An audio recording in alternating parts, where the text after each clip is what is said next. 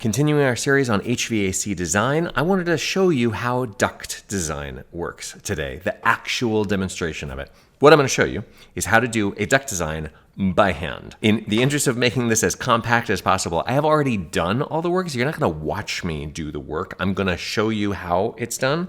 Like in the words of my mom, who's the trainer, who taught me how to train, you tell him what you're going to tell him, and then you tell him, and then you tell him what you told him. So what we're going to do is run you through how Manual D duct design. Manual D is a manual. It is written by ACCA, Air Conditioning Contractors of America, and it is possible to do this by hand. It's not fun, and so we're doing this in a very small house, because on a normal house that you would probably see in real life with like 2 stories or with weird shapes, not rectangular, things like that, it's going to get a little hairy. So just wanted to warn you, this is not for everybody, but if you were trying to save money and you want to be able to do a Manual J, which is the load calculation, which I am linking on screen right now, and another video to that, that tells you how much heating and cooling you need, max, for a home.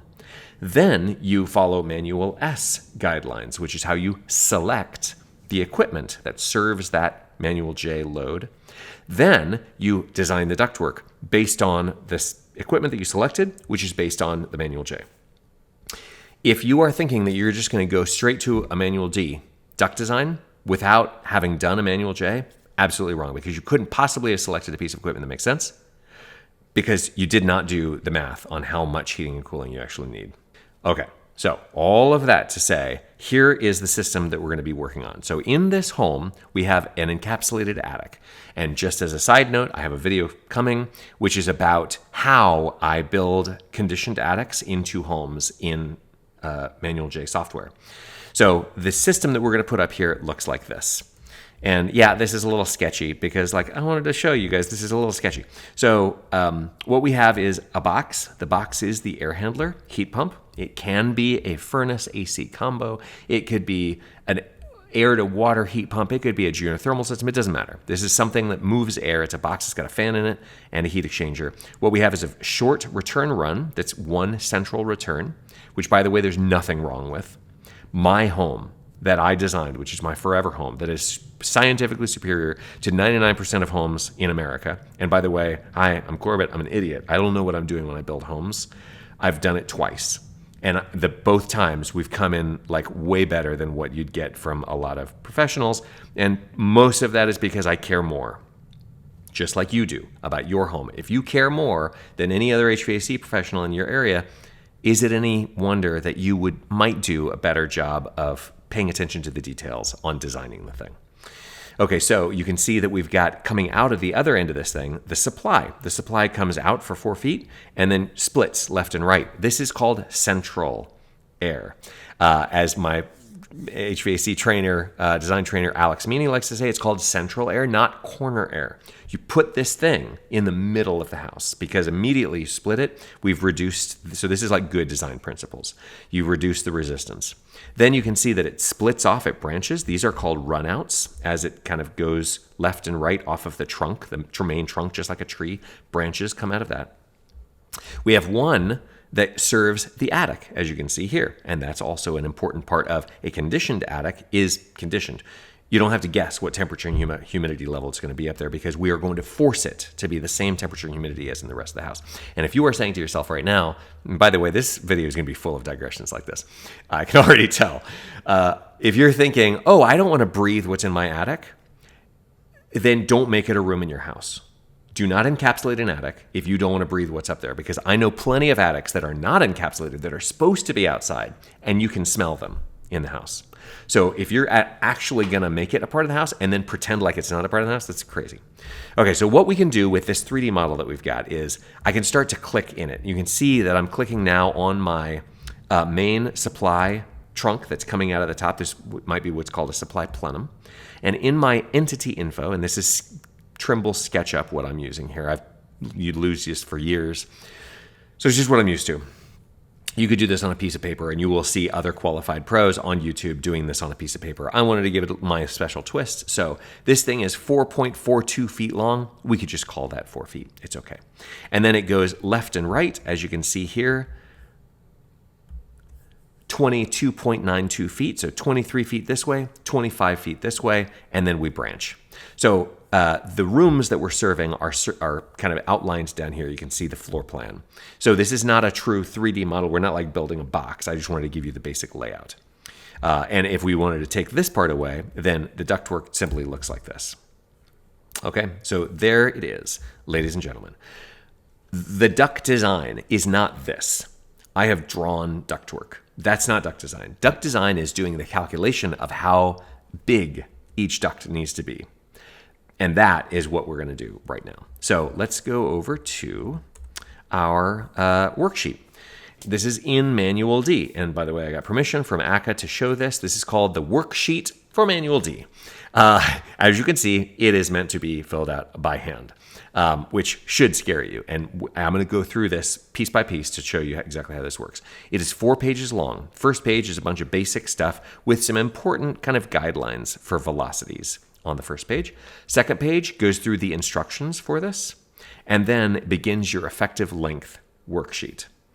Page 3 is the friction rate worksheet, which is the main 5 things that you're going to have to do. After you've figured out what your total equivalent length is on your longest run, we're going to figure out what the static pressure of the system, the machine that we're using to move the air is. And then we're going to calculate how much of that can be used to actually move air that's not just trying to push against things that are in the way. That's component pressure losses. Total effective length is doing what we did on the previous page, plugging that in here and figuring out how many feet total we're talking about. Friction rate is then what we find. And often what you'll see people do is they'll begin with a what's called a ductulator, where is mine? God damn it. I cannot find my one that I've got left around here. I'm so sorry. Super unprofessional. So what we can do instead is pull up the website that shows one. This is what a ductulator basically does. You tell it what type of ducting you're working with, flex, ductboard, metal. You want to calculate based on a friction rate. And that is what a lot of guys will say, oh, we want the friction rate to be 0.1 or to be 0.08 or whatever. And that's not how it works. And that's what this process is all about. We figure out what the duct total equivalent length is, and then we put in the CFM that we want to deliver to that room, and then we press calculate, and it'll tell us what diameter, or we can convert that into rectangular. Okay, so we're going to put this to the side for a moment. Once we've done all that to actually target what our friction rate actually is going to be for the layout that I have drawn here, then we can make a determination of what the actual friction rate is. Then we use that to inform the actual duct sizes. So we're going to use that one friction rate for everything. Here's exactly how this works. So on the first page, you've got normal contact information up top. Don't worry about it. Here we can see that in the heating summary, we have Manual J heat and Manual J cool. These are the two things that Manual J is going to give you. The peak, what's called the design, heating and cooling needed. By the way, right now, as I speak in 2025, everyone, including the Air Conditioning Contractors of America, knows that the heating number that Manual J gives you in edition 8 is too high. It's too high by somewhere between 50 and 120% in high performance homes. And they know this, and they are rewriting it to fix that. They are also trying to fix things like the blower door mismatch between how blower door works inside of a Manual J software and how blower door works in real life. So here you can see we've got in this house, which we've already done the Manual J before we get to this point. We're not wasting our time trying to do a duct design on something that we have not done the Manual J on already. We can see that we've got a 12,948 BTU per hour peak heating load. That number, I already told you, is too high. It's being overestimated. Ventilation CFM, I don't know why that's in here exactly, but we're going to put 75 down because it's got 3 bathrooms. Winter design temperature difference between inside, which is 70, and outside, which is, in this case, 12, is 58. Cooling summary. Manual J sensible cooling load, which is the temperature you see on the thermostat, is 8605 BTUs per hour. The total cooling load is 10,064, and the difference there is humidity. So what's called latent load or hidden load, which is in the humidity, is buried in there as well. So we need something that is about a 1-ton piece of equipment. And we have ventilation CFM here too. I don't know. I'm just changing the numbers. We'll see. This is, again, no one really does this in real life with this particular hand-drawn calculation. So the number of zones that we're going to have in this house is 1 because this is a single-story house. There's no need to zone this thing. It's high performance, as you can see from the sizing. We're going to go with a ducted heat pump with hyperheat because of the temperature difference here. We got like a design temp of 12. Supply side materials, we're going to do metal, round. Round is the best. Metal is the best, period. Flex is very nice. It's very efficient and time efficient, that is. And it's fast to install, and it comes pre-insulated, but it doesn't last nearly as long as actual metal does. Metal is the only thing that's going to last 100 years. So if you're building a 100-year house, a 100-year duct system is a metal duct system, period. Don't let anybody try to talk you out of that if you're looking for durability. That being said, in this case, because we're building it in the attic, this is exactly the kind of place where you could build a flex system because you can get back in there and replace it. It's not a big deal. So if it's going to save you half the cost, then you could have 2 duct systems in the space of 60 years, and like that's a really long time, for the cost of 1 metal duct system. And yeah, it'll last 100 years, so yeah, you are getting a deal overall, but something to consider. Always keep the options in mind. We're going to keep everything inside this conditioned attic. We have the return located in the common area of floor 1. We've got branches if we care. R6 insulation is important, by the way, because we want to avoid condensation. We do not want these ducts sweating on the outside up in the attic. Even though it's a conditioned space, just in case your spray foam installer, if you use spray foam, didn't do a good job, which, by the way, happens all the time. That's why you want to test the work with a blower door test. That kind of thing can happen, so just don't assume. Always test things. Next section, we can see the heating make. I talk a lot about Mitsubishi, we've got Daikin, we've got Fujitsu. In general, Asian brands are better than American brands. Sorry, American manufacturers, but they're giving you true variable refrigerant flow. The American brands tend to be more like set points, so they've got like 5 different stages that they'll bounce to. And generally a little louder, generally leakier cabinet. We get a lot of like passes on the manufacturing process, and they tend to do a little better job. I've got lots of videos about that if you want to explore more. So VRF means variable refrigerant flow. It means it's going to go from 100% down to like 30% of its capacity. That's good for comfort control and also for humidity control. We want it to have hyperheat. We have a heating output of 12,000, temperature rise range of like something like 20 degrees, something like that. Ish. Furnaces, that's important. You want like 40 to 70, and you can be anywhere in there, and that kind of would go into this as well. The blower heating CFM and cooling CFM, I'm putting the same 400. We've got a 12,000 output on cooling side as well, 2,000 of which is humidity, so that's about an 80% sensible heat ratio. That means that it can, of the energy that it puts into the cooling coil, 80% of it would be for cooling, 20% of it would be for drying. So it'll be dripping wet and it'll be taking some of that moisture outside. The thermostat is set to handle both heating and cooling. I don't know why we're telling all this stuff, but we'll just go through it. I wanted to make sure that you knew what every single slot on this thing is for. Furnace output. Don't worry about that if you're using a heat pump, obviously, but in this case, you would do a furnace because you've got BTUs that are embedded inside of therms of natural gas or propane, and you want to find out how many actual CFM you would need to move that for that range that you're looking at, somewhere between 40 and 70 degree temperature rise. So second page, what it says is use Manual J first.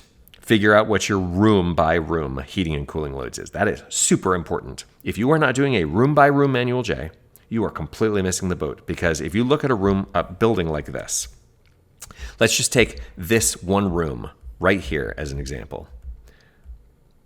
This room is big, and I'm making quotes in the air just in case you're just listening to me. But it only has one wall that goes outside. It doesn't have any floor, because it's all inside. It's got this perimeter of the floor, but so yes, that's there, but you'll see what I'm about to compare this to and know why I'm saying it basically has no floor. It has no ceiling because we are underneath the conditioned attic. We have a huge amount of actual floor space, 333 square feet, but the wall is only 22 feet long. Over here, this bedroom is only 204. It's like not quite half the size, but it's a little bigger than half the size of the other room.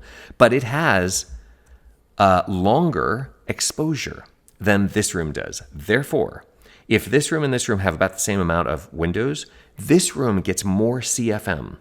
More BTUs need to be delivered to that room because it can bleed harder than this room can, even though they're different sizes, like remarkably so. So any HVAC guy that steps in here and goes, oh, big room, lots of CFM, little room, very little CFM, is not going to get it. So there's your warning, and we won't get too much more into that. Multiply all this. Just pay. You get this. I'm going to give you a link to download this thing, okay? Also, let me just say this. Really, you're not going to use this worksheet. I like this worksheet a lot because it explains this process very well. But what you're really going to use instead is this Excel spreadsheet. Okay, so this is the thing that you can download for free from ACCA, and it automates a lot of this process for you. So you won't have to worry about some of the things that I'm telling you. I just want to give you the whole experience. We're on YouTube. You're watching for free. Like, enjoy yourself. Okay, so effective length worksheet. What we have to do first is figure out what our longest length is. Our longest length is the length from the return through the equipment all the way to the very furthest point.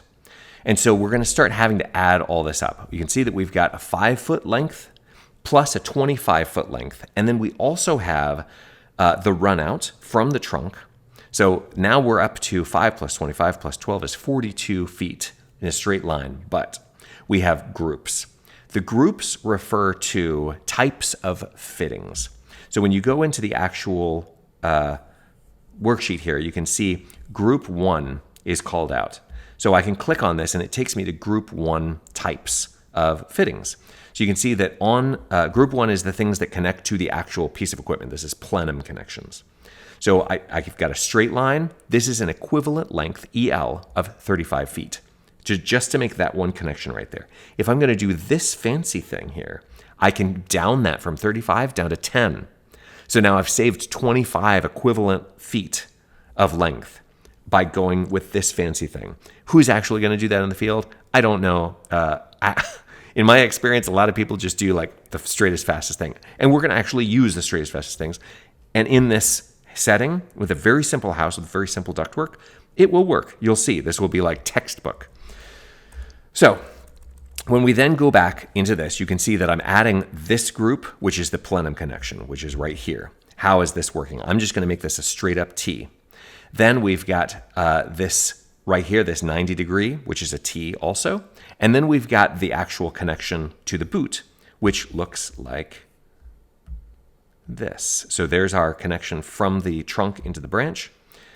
And then here are our boots. And you basically select the one that looks like what you think you're going to use, and then you put in the equivalent length that shows there.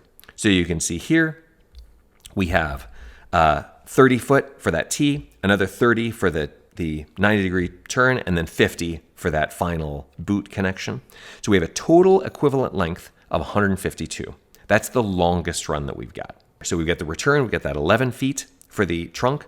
We have those fittings as well. So we've got longest supply plus the longest return. Now let's go down here. So the first thing we're going to do on the friction rate worksheet is our external static pressure. Most equipment in the world that's for residential is going to have an external static pressure that it's rated for of 0.5. I'm not going to get into whether that number is accurate or not, but it's printed on the piece of equipment. Therefore, there's a black and white answer. It's either meets what the designer, the manufacturer wanted it to do, which is less than half an inch of total external static pressure, or it doesn't. So to me, this is a pass-fail test. You test this when the system is actually installed. We're going to design for it not to exceed this right now so that we know when we install it, it will meet that 0.5. In fact, remember, and you'll see this in a minute, this calculation has a lot of fat built into it. So we're going to have extra to play with, and you will come out in real life at the end better than what we planned for. The CFM that we're rated for 1 ton heat pump is 400 CFM. Now we're going to add up all of the component pressure losses. These are things we know for a fact are going to be in the way of the airflow. We have a heat pump, so we don't have an extra coil to add to this. We're not going to use an electric resistance heating coil because, as I mentioned, manual J is overestimating what you need. And I know this, and many other people who do what I do know this because we've actually tested it in real life against actual design days that we live through that are at the coldest temperature that we're supposed to have in our climate. And we look at what the HVAC is doing without an electric resistance coil, and it's fine. So in general, you don't need those. We don't need a hot water coil. We don't need a heat exchanger because the heat exchanger is built into the equipment. External static pressure is everything that's external to the equipment. We're not going to put a low efficiency filter in here because, why? We are going to put a high or mid efficiency filter, which is a MERV 16. HEPA starts at MERV 17. The reason that I'm using MERV 16 is because it is the best you can get. You're going to have the healthiest air in the neighborhood. Also, you can have that, especially at 400 CFM, super easy to get. Don't let anybody install a little itty bitty filter for you or a 1-inch filter slot. 4-inch, 20 by 25 minimum. More like 30 by 28 would be better. And those are very easily gettable for like just a little over $200. Aprilaire is the brand that I particularly like, so check that out, the 2516. Okay, we are not going to use an electronic filter because electronic air cleaning is bad. We're not going to put a humidifier on this for right now. If we were going to, we'd want to plan for it. And anything that sticks into the airflow is going to count on this. So as you can see here, the outlet of the supply register itself gets a rating. It's 0.03 inches of water column. That's the pressure drop that's going to happen. So the machine is going to have to fight to push against that grill that's at the end of the line. And that is what we're putting in here. We have one for the supply, one for the return, one for the balancing damper. Dampers, super important. I literally had 2 clients today who's told me that they were told by HVAC professionals that they shouldn't put dampers in because, oh, don't worry about it. It'll work itself out. Like, no, it won't. I promise you. Put the damper in there. It's very useful. If you don't need it, great. Congratulations. I'm very proud of you.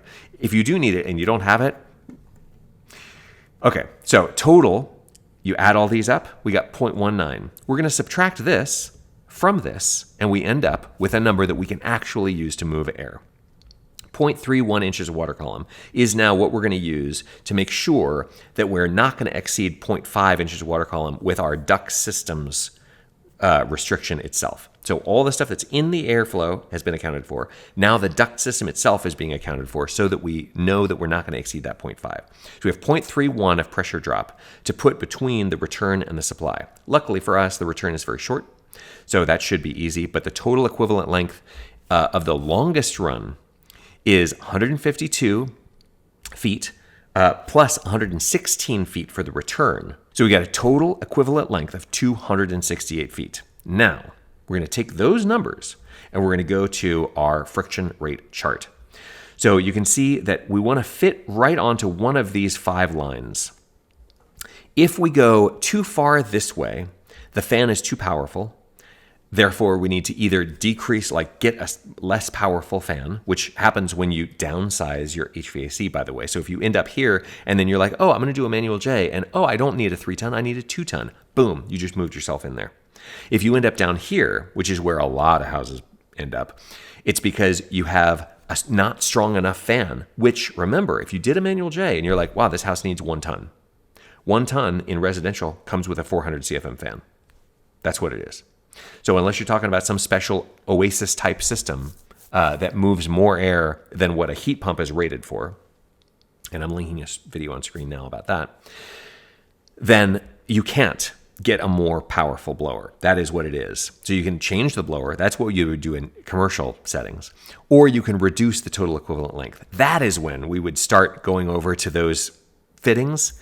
And instead of using the nasty ones, we'd be like, okay, this one has an equivalent length of 10. How can I buy that? How much is that thing? Instead of this thing over here that's 50, right? What do I need to do to make that work? Because I could subtract 40, and you just have to spend more time with duct work. If you haven't done duct install, this might be pretty daunting, but literally there's pages like this out there, and I'm linking a whole bunch of resources for you in the notes of this video.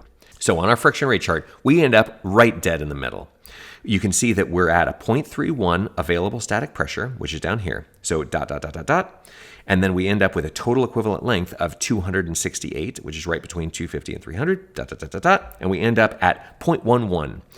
Manual D, when we use the software worksheet, is going to have to snap to one of those two. I'm going to be like, hey, it's 0.11. We're between those two. So that's what we're going to use is 0.11 inches of water column. And again, remember, if you were trained by like old school dudes, you would have been told always use 0.10, or even better, always use 0.08. It's not the way this works. That is the correct answer for this layout that we've got here. Okay, so now we can move into the actual duct sizing. So on page 4, we've got at the top your heating factor and your cooling factor. Now, if you look at, this is something that can be confusing for people. If you look at a Manual J calculation here, you can see that we've got areas of the rooms, we've got heating and cooling BTUs, and then there is actual CFM printed on this page. These numbers don't have to be met. These numbers are generated by the computer saying, okay, I can imagine the piece of equipment that you're going to install. So I'm going to say 117 CFM is what this number going through that piece of equipment is going to be proportionally. So you don't have to like hit these numbers. That's not what this report is really doing for you. What we're really doing here is taking our fraction, the proportionality of this room compared to the total BTUs that this piece of equipment can create, and dividing the CFM of the blower by the BTUs of the max heat. And that gives us a heating factor of 0.030. Cooling factor 0.046. So same thing, you divide the CFM of the blower by the actual BTUs per hour. And then we want to reiterate what our friction rate value is. Now, we go through this. Now, what I've put over here is the total equivalent length of every single one of these runs, so that I've got that, because I do want to know what that is when I use my ductulator. In just a second, I'm going to show you how that works. So each individual run, and I'm just going to lay this out for you. We're going to go like this. I have living room, kitchen, we have office, guest bathroom, we have bedroom 2 or guest bedroom, we've got the master bedroom, we have the master bathroom, and we've got the master closet. Then we have the mudroom, the entry from the garage. Okay, so that's all we've got here. And when we go into the table here, you can see that we've got living room, which is on the left side. So it's served by the left trunk. You can see this is our run right here.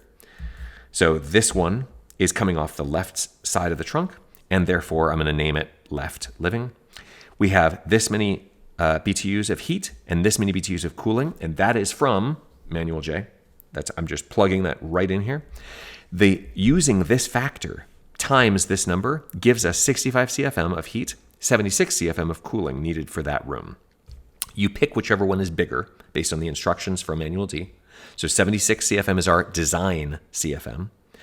That round size, then, we calculate like this. Remember, we've got metal, round ductwork, where friction rate is 0.11. Our total equivalent length for this is 76. And our CFM, the CFM we need to run is 76. Our total equivalent length over here is 135. Boom. Calculate. And it says diameter, 5.5 inches. Velocity, 461. So I'm going to put 5.5, 461. Now I want to know, does that velocity, do I get a thumbs up on that? Is that good? And we go back up to page 1. At the very bottom, it says recommended velocity in feet per minute. On the supply side, which is where we're at, for rigid, we want maximum in the branches of 600. Does 461 meet that? Yes, it does. It doesn't want to go over 600. In fact, the maximum that it's saying here is 900. So definitely don't go over 900. They recommend that you go in the order of 600. They're saying here size for throw on the supply outlet face velocity. We're not doing face velocity right now. And in fact, I don't do that. because I'm using variable speed pieces of equipment, and I like to just tell people to buy ceiling fans because ceiling fans are part of your HVAC system. So we're looking at a recommended velocity of around 600 for supply and for return. That would be recommended, but high would be, you can go a little higher than that. So then if 5.5 works and we've got a velocity of 461, we round up for 5.5 to 6 inches. If I round down, I would round down to 5. And 5, first of all, is a weird number. You'll see that I've got some 5s further around because we just couldn't avoid having 5s.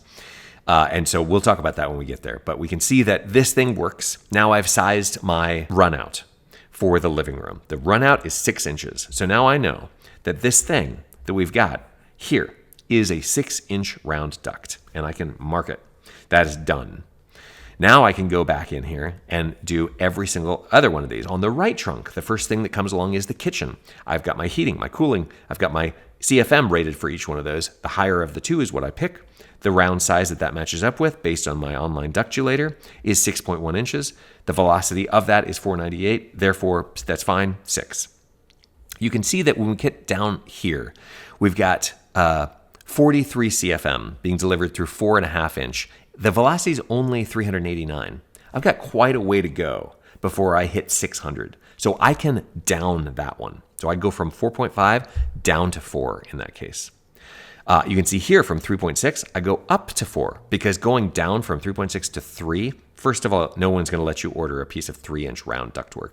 And the collar connection, all kinds of things would be like weird about that. So anyway, just 4 inches is generally the smallest you're going to get. So you'll see here 4s, 5s, and 6s.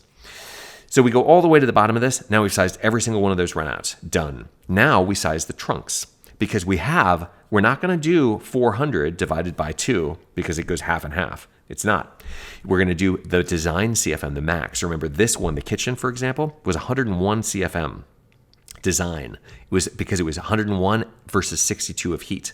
We have to go with the bigger. So now I've got actually more CFM than what I'm supposedly rated for. I have 246 plus 218. That's more than 400. What?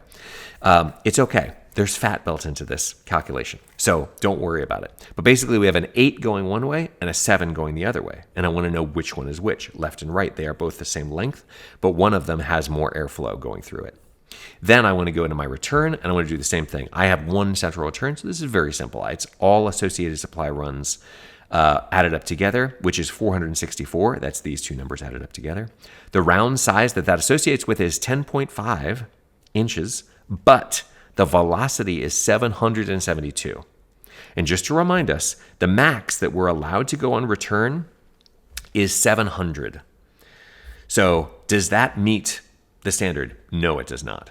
So 10.5 is not the number that I want to use. 11 is not really a number. 12 is the next round number that I would use, but there's no such thing as too big return, especially ductwork. So I'm going to go 14 on that. And that'll bring my velocity down considerably. Okay, so then I could rerun that. Let's go ahead and do that real quick. So we've got a total return length here of 116 feet. We'll go and do that. So 116 feet. We've got a total of 464 CFM. Okay, so I can switch over to velocity and I can make my velocity 600, which is more what's recommended. Now I can see that I've got a 12-inch duct, and that would work for a 600 foot per minute velocity. If I want it to be even less, like 500, that's nice. I can then go to 13, which rounds me up to 14. So again, no such thing as too big on the return side. Also, it'll make it a little bit quieter, especially because you can see here on that table that we've got on the first page, the face velocity for filters should be 500 or 300 if it's got a grill, a filter grill on it, which I generally don't recommend. My personal house does have a filter grill. Okay, so that is how this works. And now I've sized the return, the supply trunk, and each of the runouts. Boom. What you will be doing in real life is going through this worksheet, which I've shown you the blank version of. Here it is filled out. So first of all, it says welcome. Welcome. It says help. And it gives you directions. Use this exactly as what we've talked about. So first thing is effective length. You put in all the things. Longest run, 5 plus 25 plus 12. That's our supply run out with all of these group settings. And again, just to get there, you just click on it and it'll take you to where you need to go. And you're like, okay, I'm going to use a round coming out of a rectangular or a round. And that is going to give me, with 0 downstream branches, 35 feet of equivalent length. Then I go back in here and I put 35. Boom. Then you move the return, same exact thing, and it's doing all the calculation for you. This is what Excel is good at, is adding up things, and you don't have to do all the math at the end. Next comes the friction rate worksheet, where we do all those 5 steps. We've put the external static pressure allowed in here. We've got our CFM. You put all of the bits of pieces that are in the flow. Then you it tells you what is left over for a pressure drop for ducts, which is 0.31. It puts your total equivalent length in here automatically, which is from the previous page. And then it tells you what the friction design rate is. So you don't have to refer to those tables and stuff. It's like automating a lot of this process. Also, it'll tell you when you've got errors, why that's probably happening. Then we go into the duct sizing worksheet. You do exactly what we just did, and it's going to spit out what you need here. So basically, you just tell it what the heating and cooling BTU is. It's calculating the factors based on what you've already told it. Down here, we're associating the supply runs with the trunks so that it'll size the trunks. And by the way, remember, we had a 7 and an 8. It's saying 9 or 8 on flex, 8 or 8 on final size here. And this is something that's really interesting. You can see 6654. And here, I've got 6644. We both did the math. Like, I did the math, the computer did the math, but you can see that we're coming up with different answers. So it's very interesting to me. I think that that's kind of cool. We can see also that here we got 8.8. I have 8.7. It's saying that the trunk, the final return, can be 12 instead of 14. And that's fine. Like we showed, it will work. So again, there's a lot of fat built into this. I will remind everybody that there's no such thing as too big ductwork, only too small. And also, if it is too big, what a smaller blower size, which is what almost every one of you who's going to build something that's high performance is going to have, it's going to want to spill all of its juice out at the first couple runs, which is why dampers, super important.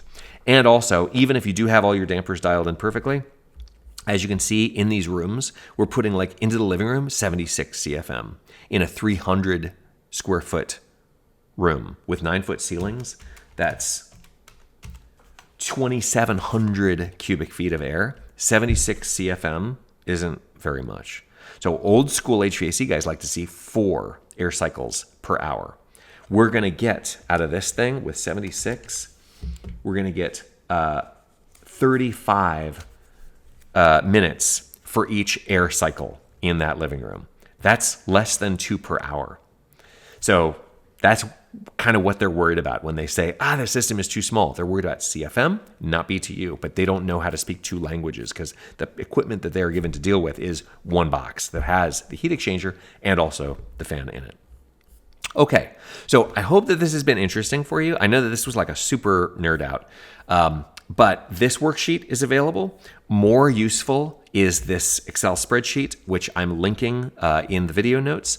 Comment below if you have tried this yourself on your own home. I do definitely have clients who have designed their own duct systems using this stuff. And I think that I'm just like in awe of that because I cannot stand not using a computer for this.